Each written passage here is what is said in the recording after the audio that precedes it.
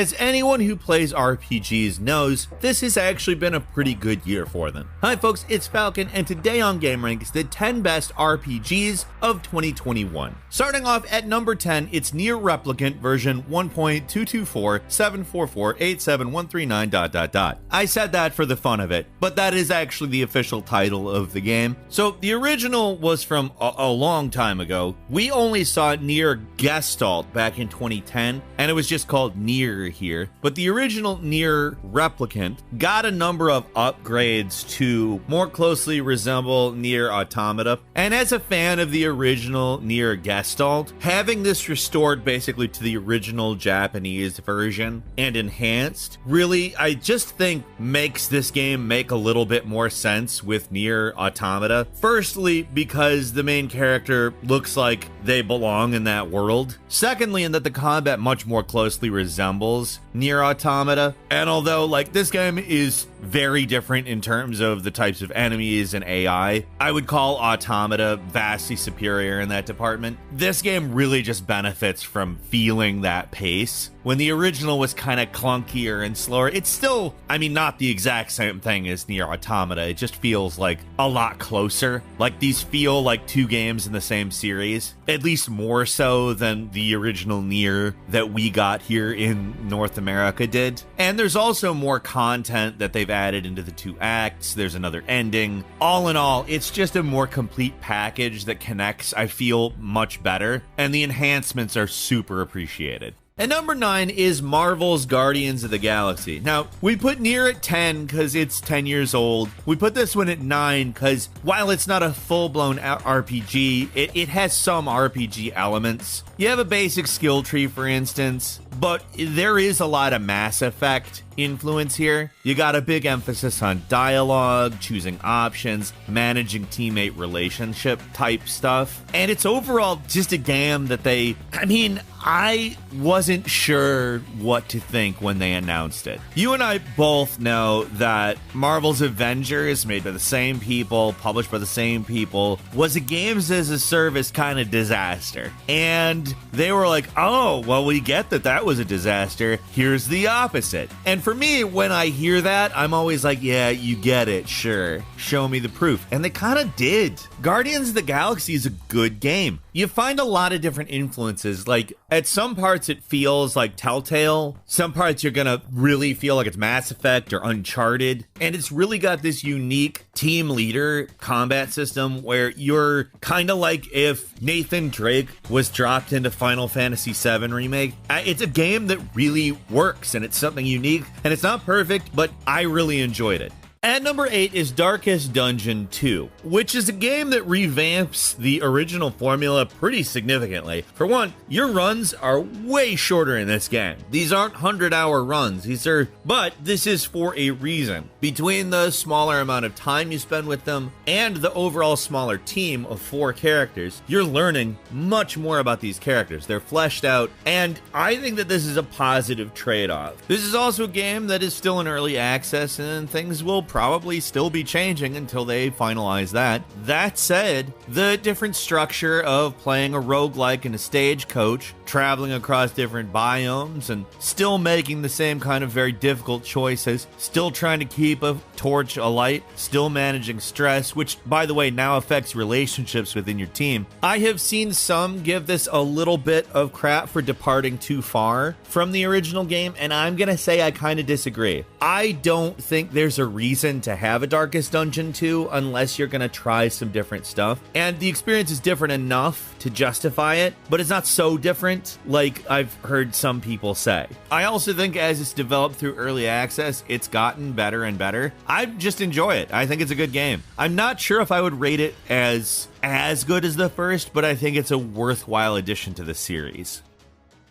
At number 7 is Eastward, which is really a strange combination of a lot of things. The most prominent of which is obviously Legend of Zelda. You can see influences from nearly every 90s role-playing and action role-playing experience, along with some heavy Studio Ghibli stuff, especially in the art and some of the progression of the narrative itself. Like, they use a very quirky storytelling device in that the game is called Eastward, and you're literally just on a linear train ride eastward. You start off in a mining town post kind of apocalypse where there's a disease that has sent a lot of people underground. You fear the outside world, but you also kind of really want to see it. This is not a briskly paced game, but it's an artfully created one that really does what it sets out to do. I would call it warm in tone, and when I brought up Studio Ghibli, I think that's probably the most salient thing to compare it to, despite it being the only thing I brought up that's not a game. If you like a Studio Ghibli movie that kind of bounces around from genre to genre, that's what this is. And it does it really well. It brings a good challenge in its Zelda-like gameplay. If it's maybe a little more linear than you might expect a Zelda game to be, I love Eastward. It's a fantastic game.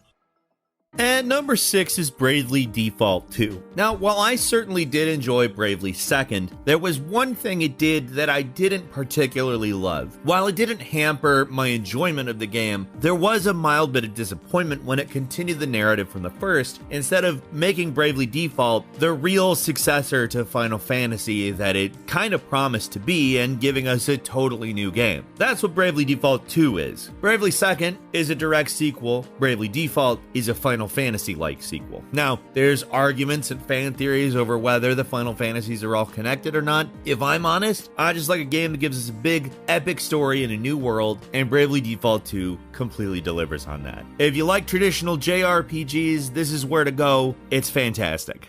And number 5 is Shin Megami Tensei 5. Now, if you're familiar with this series, it is the sort of sister series to Persona, and this is the game where they decided they were going to do everything they could to try to modernize and talk about more recent issues. It's a really interesting title. It retains all the stuff that you enjoy about this series, while also doing a lot of experimenting and, frankly, interesting plot developments, and incorporation of some more modern game elements like a fast travel system that makes the game just significantly better to deal with in terms of the mundane elements that exist in every JRPG. Really, this is a game that knows what it's trying to do and kind of shows us that the developers at Atlus really know how to do it better than anybody else.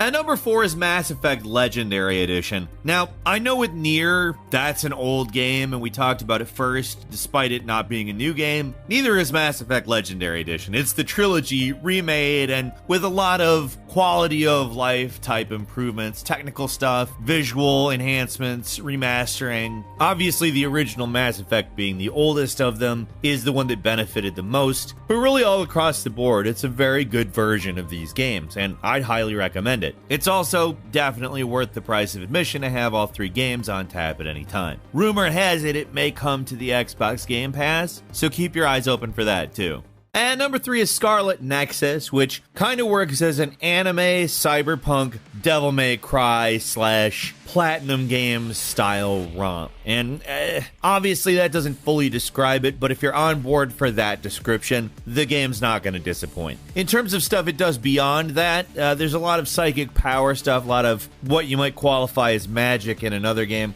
This game, it's got a really interesting story, but a lot of it depends on execution and kind of where it goes. Because, like, if you do the base explanation, it sounds kind of obvious. Like, there's people with superpowers, and then there's evil mutants that they fight. There's a lot more to it than that, trust me. But also understand it's one where they dump a lot of exposition in the beginning, and as it goes, it gets a lot better. If basically all of this makes sense to you, and it does for me, like, this is the type of game I enjoy, and you're looking for something to play after having gotten through the Nier games, and want something along those lines, but maybe not quite the same thing, this is where to go. Scarlet Nexus is great for that.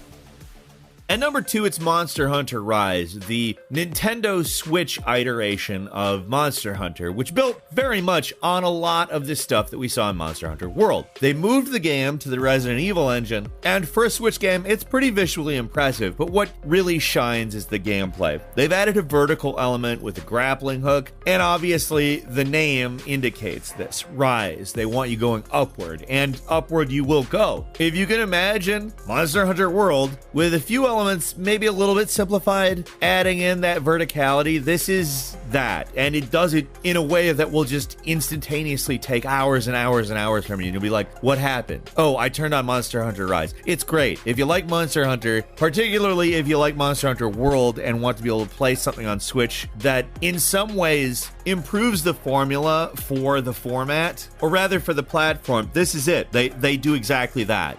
And finally, at number 1, it's Tales of Arise, the latest in the long-running Tales series. It is really what I would call a great entry to the Tales series. The story itself is interesting because it sort of pits two different worlds against each other in an interesting way. Not necessarily straightforwardly, but there is a technologically advanced world and a medieval world. And the two primary characters come from, you guessed it, either of them. This game features great updates, but not overhauls of the already great Tales battle system. And between that and the story, which does make good usage of its characters, Tales of Arise is really a beautiful and very fun entry to this long-running and fantastic series. A couple of quick bonus games for you. The first is Ender Lilies, Quietus of the Nights. Probably one you haven't heard of, but it's an incredibly well done, very polished Metroidvania, which incorporates elements of Dark Souls and a totally different aesthetic from what you expect. You play as a little girl who has the ability to purify undead spirits, and those spirits join her and basically function as her ability to attack. It's actually an interesting flourish in terms of both narrative and gameplay that kind of makes you feel vulnerable in a cool way. It's probably one of the best Metroidvanias the last several years. I would really recommend checking it out. Moving on, next is Persona 5 Strikers, an action RPG, which continues the plot after Persona 5. In many ways, it's just a full-blown sequel that revamps the type of game you're playing from JRPG to action RPG. Now, what's fun about it is that it's a Dynasty Warriors game. Omega Force made it, and everything that you like about good Dynasty Warriors games is there. Next is the Rift Breaker, a base-building action RPG mech game with survival elements that ultimately ends up playing a lot like a hack and slash, and that's a good thing. Moving on, it's Outriders, a game that I hardly expected to be an RPG of any sort when it was originally announced, but as they released information, it became more interesting in terms of gameplay systems, and although at its core it's a co-op third-person shooter, there is so much RPG stuff. It's almost completely different from any other in that genre. Next is Biomutant, which, let me go ahead and say, is probably going to be a better setup for an amazing sequel that really realizes all of its ideas, but is a pretty darn good game. I'd maybe wait until it goes on sale, because $60 is a little steep for it. If this were a $40 game, I would basically say, this is amazing, but it's not. It's a $60 game. There's aspects of it which are a little half-baked, but it really does deliver in terms of giving you this goofy mutant animal you build based on size and characteristics and endow with different abilities based on that. It's fun. It's kind of a hack and slash, kind of a kung fu game, kind of a Platinum Games, kind of a Dark Souls. It's a lot of things at once that it's kind of throwing in there, and it just isn't there yet. I do feel like this is eventually going to be a series that's very good, and I hope it gets the support to stick around for that. Finally, our last game is Chernobylite, a science fiction survival horror RPG. This one has the distinction of being 3D scanned from the Chernobyl disaster area, which isn't quite Stalker, but definitely wants to fill the shoes of Stalker, and does in a number of key ways that are very fun. That's all for today. Leave us a comment, let us know what you think. If you like this video, click like. If you're not subscribed, now's a great time to do so. We upload brand new videos every day of the week. Best way to see them first is, of course, a subscription, so click subscribe, and don't forget to enable notification. As always, thank you very much for watching this video. I'm Falcon. You can follow me on Twitter, Falcon Hero. We'll see you next time, right here on GameRanks.